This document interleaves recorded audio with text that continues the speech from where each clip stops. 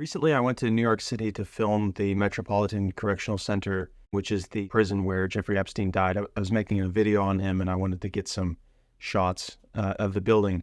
The correctional facility is in Lower Manhattan, which is just north of the financial district, where so many of the former inmates of the MCC committed their crimes. These inmates, in addition to Jeffrey Epstein, are Bernie Madoff, Ross Ulbricht, who started the Silk Road online trading website, Michael Avenatti, who was really briefly, maybe a year or so, a really strong anti-Trump fixture on cable news and was later convicted of fraud.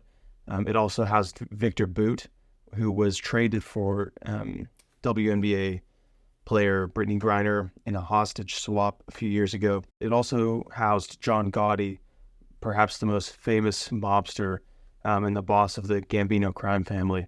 The MCC opened in 1975 as the first high-rise federal detention facility. Its design is really sharp and angular, which was characteristic of the brutalist style of architecture that Grusin and Partners, which is an architectural design firm, always produced. And as cold and hostile as the exterior appears, the inside was reportedly much, much worse. The detention center can accommodate about 800 inmates, and the inmates that have spoken about their time there have described it as one of the worst prisons in the United States.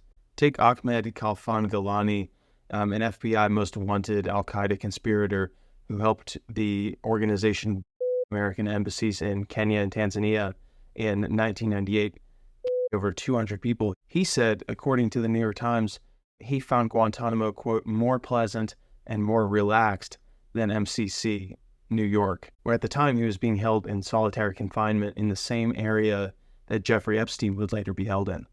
A man named Melvin Rodriguez, who was arrested in the largest gang raid in New York City's history, said, quote, I thought there was nowhere worse than Rikers Island. The cells at MCC New York are very small, and at nighttime you can hear the mouses and see water bugs in the shower. It's not just the inmates that report there being terrible conditions at this correctional facility.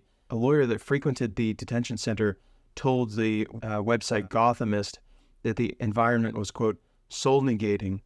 It's physically, mentally, psychologically, emotionally as unaccommodating to the idea of being human as any place I've been. And the U.S. government eventually agreed. In 2022, the Department of Justice's Office of the Inspector General visited the facility and noted extensive damage to the structure, including, quote, cracking and crumbling exterior walls, damage to cells, office spaces, flooring and ceilings, and malfunctioning equipment that floods the area. In order to get the facility back up to standard, the Bureau of Prisons said that it would cost $230 million in repairs. And because of this, the inmates at MCC New York have all been moved to other facilities, and the building was closed indefinitely in 2021.